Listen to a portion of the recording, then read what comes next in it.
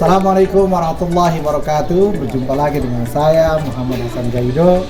Pagi hari ini Kamis tanggal 20 September 2022, saya berada di Museum Prabu Siliwangi yang berada di Komplek Pondok Pesantren Zikir Al-Fat, Kota Sukabumi, bersama dengan pengelola museum Abdul Murid.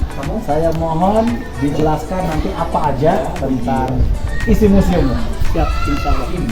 Ini didirikan museumnya mulai kapan?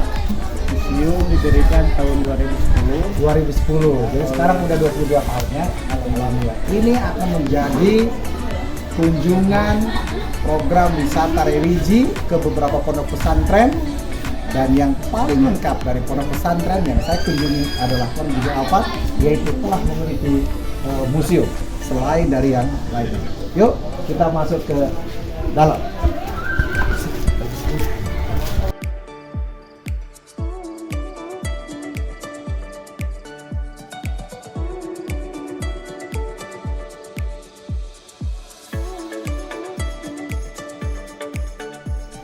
Oke, kita sudah berada di dalam museum, dan museumnya nanti akan dijelaskan oleh Kang Muri. Ada beberapa lokasi. Namun pertama, ketika seluruh pengunjung hadir ke Museum Prabu Siliwangi, akan disuruh untuk isi buku tamu dulu. Setelah itu ada apa ini? QRIS. Ini untuk apa? Pembayaran. Berapa bayarnya?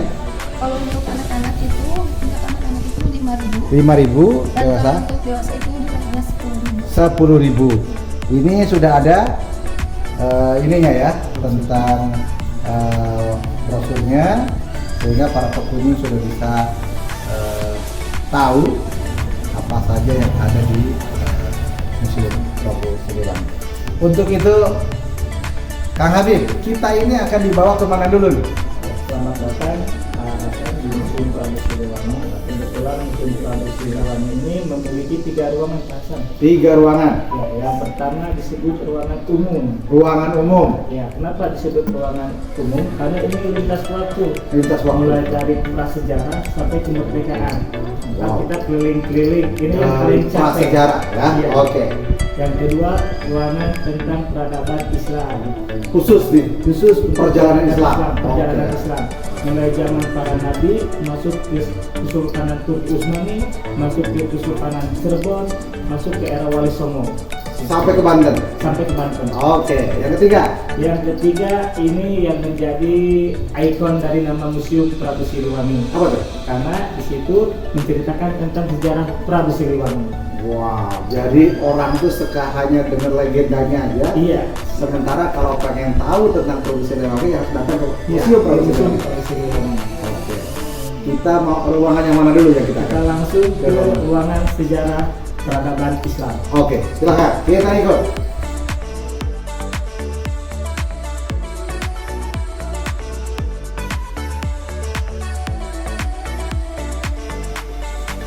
Oke, saat ini kita berada di ruangan yang ketiga, yaitu ruangan umum yang menceritakan dari sebelum sampai sekarang.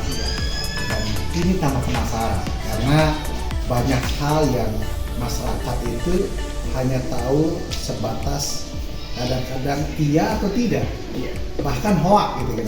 Untuk menjawab hoak itu, maka saya harus bisa menjelaskan melalui channel ini bahwa ini adalah oke. Nah, silakan. Coba yang mana? Sekarang kita berada di ruangan umum. Nah, tepatnya kita berada di ruangan budaya.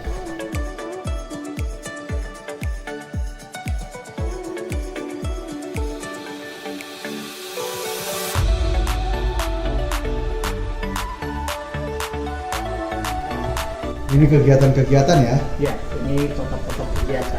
Dari legenda ini melahirkan sebuah seni pertunjukan. Sekarang kita berada di Lisung. Oh. Kita ada Lisung. Nah, legendanya, ini punya legenda nih. Ini ketika era Pajajaran, di Pajajaran ada gerombolan, Oke. ada pengacau. Nah, lalu ada kesepuhan yang namanya Nyicentrik dan Kitupang. Beliau melaporkan kepada Prabu Siliwangi bahwa di kampungnya ada pengacau. Lalu oleh Prabu Siliwangi dikirimkan beberapa pasukan untuk membereskan itu semua. Nah, kesepuhan ini ikut berpartisipasi dalam memerangi ini. Nah, ceritanya beliau itu naik ke Lisung, kesepuhan ini. Legendanya naik ke Lisung, bawa halu, lalu begini terbang halunya. Wow. Nah, lalu ngamuk, lalu nakal para ini. Itu legendanya. Dan alhamdulillah kemenangan berada di pasukan Prabu Siliwangi. Dan ini sekarang dari sejarah itu didaftarkan dan sudah terdaftar di Sudah terdaftar. pemerintah ya. Dari legenda itu ada ilmu yang namanya ATM, amati, tiru, modifikasi. Gitu. Maka ini salah satu modifikasi yang sedunia hanya ada di sini ya. Iya. Karena udah dipatenkan ya. Iya. Sudah terdaftar ya. Legendanya ngapu, kalau sekarang digotong. Digotong. Akan menjadi seni pertunjukan ngagotong lirisu. Tadi nama kamu melayang. Iya. Ngagotong lirisu. Jangan-jangan nama Kiai Pajarman namanya bisa terbang juga ya. Dan ternyata lisu ini punya filosofi Sunda. Ya, filosofi Sunda. Ini ada 3 lubang. 3 lubang ini yang depan disebut liang Batara Sungki. Apa itu? Atau kekuatan yang maknanya kekuatan dari seorang pemimpin. Yang belakang liang Tangjanan, Apa itu? kekuatan dari rakyat. Ini yang besar liang Sangyang Agung, kegiatan dari Allah Azza wa Jalla. Jadi pemimpin rakyat harus sama-sama menyembah pada Sang Hyang Agung, yaitu Allah Azza wa Jalla.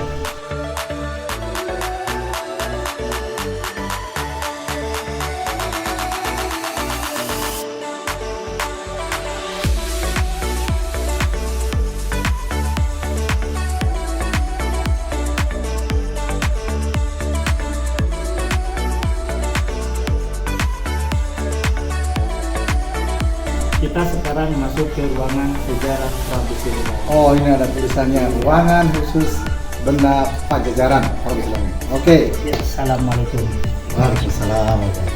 Wah. Alhamdulillah, sekarang kita berada di ruangan Pajajaran. Nah, ini pasar 99% menceritakan tentang sejarah Prabu Siliwangi. Sekarang kita berada di depan yang namanya kitab Suasit.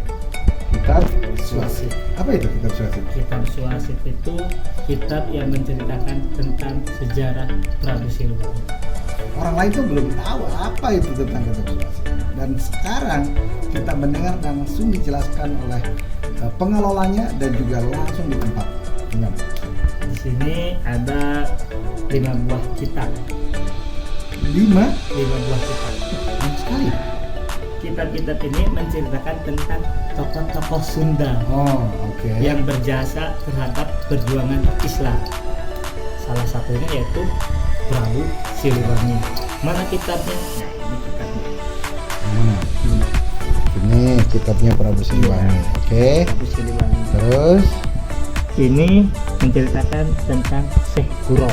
Syekh Kuro. Oh, gurunya. Gurunya Prabu Siliwangi. Oke, yang diutus juga ya. Ya, kan beliau pun yang mengislamkan Prabu Yang Siliwangi. mengislamkan. Punya santriwati. Ya, santriwati yang namanya Nyaja Subanglarang. Wah, itu sangat terkenal. Beliaulah Di yang- sini dijelaskan itu. Iya, beliaulah syariat yang mengislamkan dari Prabu Siliwangi. Oke, yang Nah, lain? ini yaitu sejarah dari Raden Kian Santang. Raden Kian Santang. Iya, anak dari Prabu Siliwangi. Oh, Kian Santang. Apa hubungannya tuh Kian Santang dengan Banten? Kian Santang dan Banten, kalau Kian Santang itu di Cirebon. Oh, Kian Santang di Cirebon. Ya, Oke. kalau Banten yaitu Sunan Syekh Maulana Hasanuddin. Hasanuddin. Nah, Oke. ini kalau bahasa Sunda itu uak ke Oh, uak ini ya? tuh. Iya, Oke. uak. Raden Kian Santang itu karena Sultan Hasanuddin itu anak dari Syekh Maulana Syarif Hidayatullah. Karena kalau dalam perwayangan itu selalu jadi Iya. ini ya, jadi topik gitu. Dan ini sekilas tentang sejarah Nyi Hajah Subang Larang. Oh, nah ini banyak orang itu tahu sedikit lah gitu kira-kira. Iya. Ternyata di sini ada kitabnya yang referensi tentang itu ya, Iya. Subang Larang ya. Dan alhamdulillah dari beberapa kitab ini, 2 kitab yang telah menjadi produk Museum Prabu Siliwangi telah jadi sebuah buku, Setelah jadi buku. Iya. Yang mana aja deh? yaitu Sasakala Prabu Siliwangi Oke. dan Sasakala Raden Kian Santang. Berarti nanti yang 3-nya nyusul. Siap. Oke.